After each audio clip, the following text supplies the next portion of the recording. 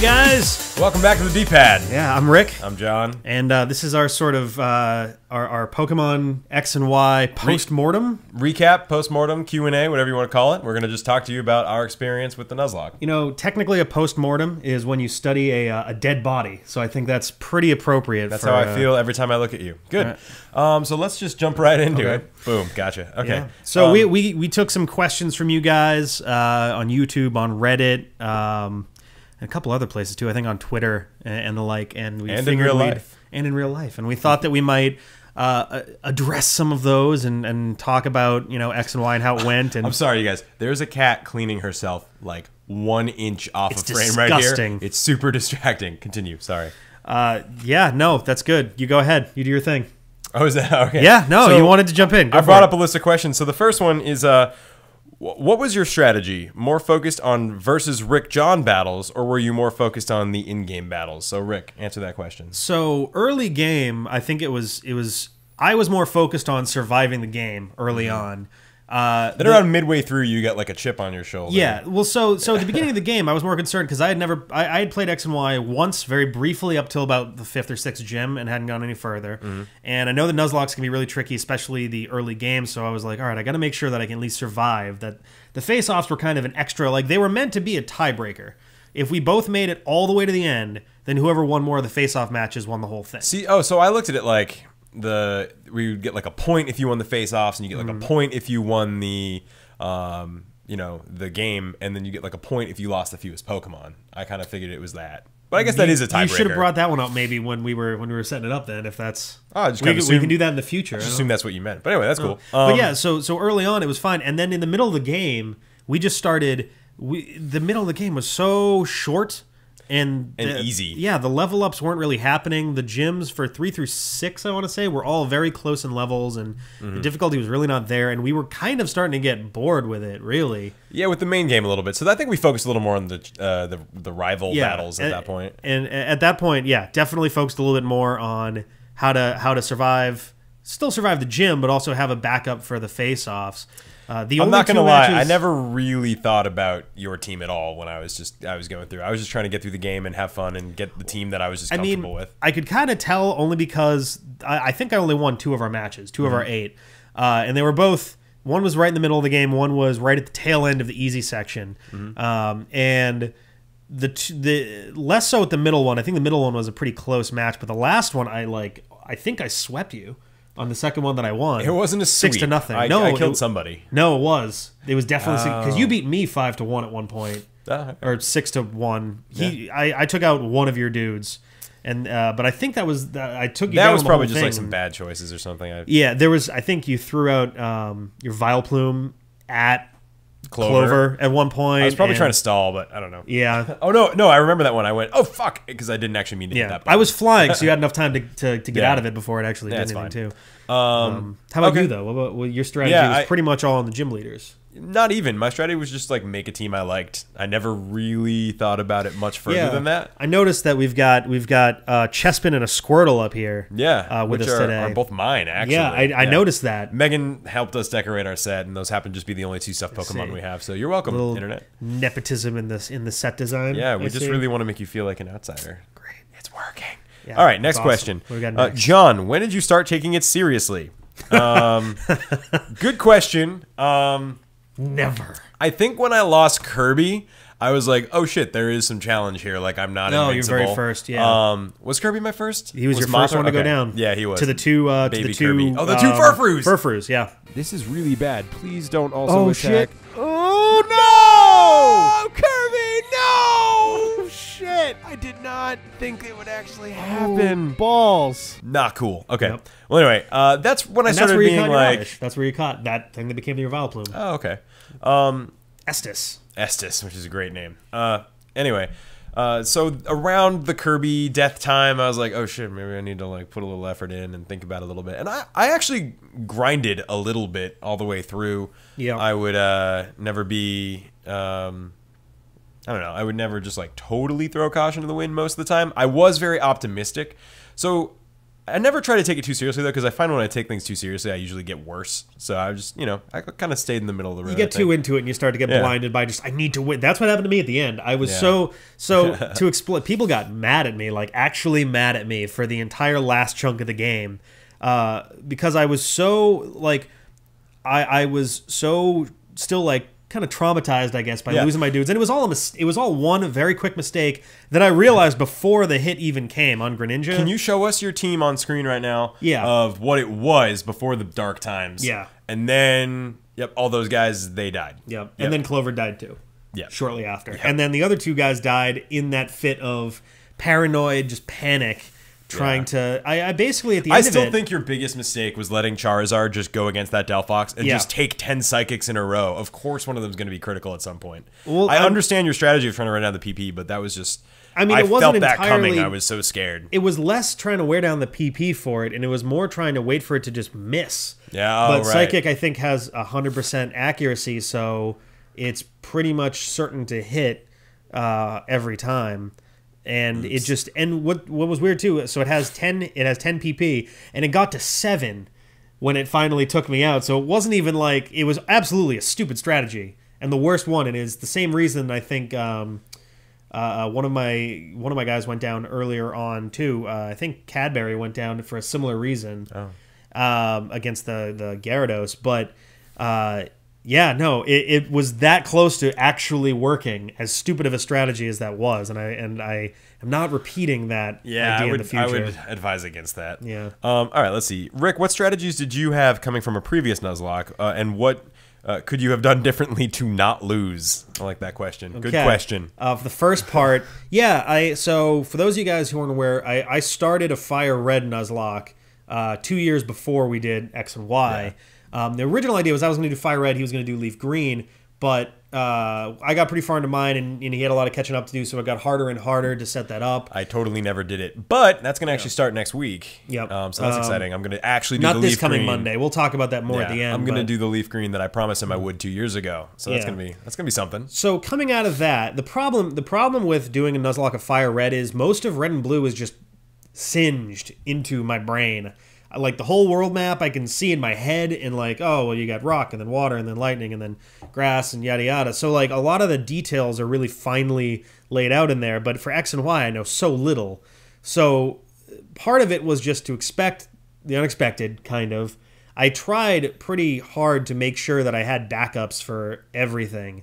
And it wound up being one of the big differences between us. You had the trust your Pokemon approach, and I had a way more cautious paranoid approach, which actually took me down, and I wasn't expecting that. Not to skip ahead, but another question is, John, why didn't you catch more Pokemon? Yeah. What was up with you killing the wild Pokemon? I'm trying to find it. Why would you do that? Oh yeah, why did John refuse to catch the damn wild Pokemon? And it's because I just didn't feel like I needed to bother, because I would rather focus on the team I had and trust it and try and, just really get to know that team, optimize that team. And again, Rick and I are both not power players. Like, if you ask us right now, you could ask me what is Dark weak against, and you could ask him what Fairy is weak against, and you'll get a different answer every time. Poison Steel? You finally got it! Yeah. Woo! I didn't catch the things that I knew I wouldn't use because I was trying to get Pokemon that I actually liked. So if, a wild Spearow appeared, I was like, I'm never going to bother with Spearow. Funny story about that. We'll tell you later. So that's kind of why. And so you, on the other hand, you tried to have a backup for everything, and you were trying to think about ultimately, your teams and hyper optimize your types. And that's the thing. I ultimately needed it too. Mm-hmm. My dude started dropping like flies, and if I didn't have all those extra Pokemon I thought I'd never need, I'd be in way deeper water right now. Cinnamon. I'm just surfing on a jacked dude. For some reason, I was always I only ever surfed on person-shaped athletic blue frogmen. Greninja and Cinnamon. Yeah. It's terrifying. I don't know what happened there, but I apologize. We're both a little bit under the weather, so if you hear us going into the mic, these things happen. All right, so what are you going to do differently in Ruby Sapphire to not lose? That's sort of the second part. To not lose. One is just grinding. I really skipped out on grinding, and part of that was the game X and Y lulled me into a false sense of security, really badly. The middle gyms are all right back to back. They're all like the same few. Like they're like there's like a 5-level difference between all three. They're all pretty easy types to fight. Yep, too. They were easy. That's the thing. It was really surprisingly easy in the middle game. So yeah, it definitely did make us a little bit cocky. And so one is just grinding. Obviously, grinding's got to happen, and I am of the opinion, and even I did this with Fire Red, if I'm not like definitely out leveling the gym leaders that I'm fighting, I don't feel safe. And maybe that's, I think the point is to correct. never feel Why safe. Is this drifting so much? Droopy. What the hell? All right, sinking into the table, talking down here. Rick, if you could go back and pick different starters based on what happened, would you? So I used Greninja. Well, I used Froakie, and we had Chespin. We had what the hell was the last one? The other Fennekin. Fox Monster. I might have gone for Fennekin. I was actually on the fence between Froakie and Fennekin. I might have stuck with the Benedict. If it was a male, I probably would have stuck with Benedict for any of them. Just I think for the you probably would have stayed with Froakie because you ended up choosing Charizard because you didn't choose the fire one, and Charizard was easily your MVP. I had to say.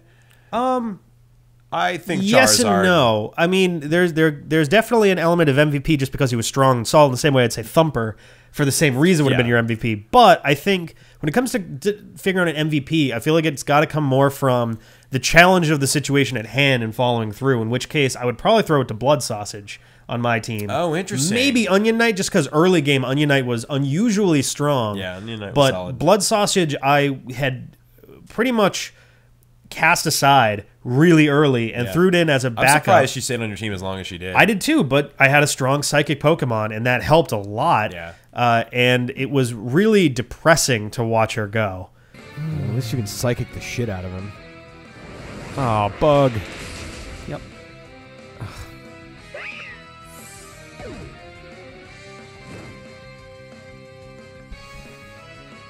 Okay. Well, what about you for the... I definitely would have chosen Chestnut. Chestnut was definitely the right choice for me. I you needed really grass, do like and the tanky ones. And yeah, my whole team ended up being tanks, and I'm not sure if that's because I'm irresponsible and tanks are the only ones that survived on my team. I mean... Or if it's just because that's kind of what I gravitate to. I like to do a big hit fast and end the battle as quick as possible. You would notice that in our face-offs, the longer I was in the battle, like astronomically, I would be more likely to lose. That's true. Yeah, your heavier hits will end up doing a lot more for the team. But and that's why I would risk using moves like Frenzy Plant or whatever with the recoil, and that was sort of my strategy. And Grass and Fighting is a cool typing. It is. That fighting saved me a lot. Apparently, I didn't know this at the time when we were starting up, but according to like TV Tropes and the Bulbapedia and everything, the 3 starters, at least their final evolutions, were based off of European legend as well, which is why you have like a fighter, a mage, and a thief. Oh yeah, that is cool. You got the fighter, you got Greninja's, the thief. I mean, you say European legend, but really you mean Gauntlet. Well, I mean, it's a European. Not European legend. I guess more Final Fantasy, high fantasy characters. I like standard that, RPG classes. A tank, a magic user, and a thief. That's cool. Okay. What about your MVP? If you had to pick one, and Thumper I know is a you little guys too think obvious. Steelix is the obvious answer. Like Thumper obviously was super helpful. I think Blastoise. Blastoise endgame. Outlived Lapras. Blastoise literally was my entire Elite Four champion battle. That Diantha battle was just sad. We got some comments being like, "Man, that was ice." Yeah, that was like a sad, boring kind of. I mean, I was definitely glad to not have lost, but I was kind of bummed. I was expecting more of a challenge. I think Blastoise would be way up there. And I love all of my dudes. Like I love Drifblim, and Chestnut was so solid. You know, Lapras died. Oh, I was so psyched to get Death late game. Oh yeah, Scyther and Scizor are 2 of my favorites, and it was so cool. And he was cool. You know, he didn't get a chance to shine a whole lot, but I really liked working with him. We're gonna do some of the Y post game in the near future, so there's a possibility. We know where the Scissorite is. Yep. So or Scissorite. We got corrected on that a couple times. I don't know. I see either way. Yeah.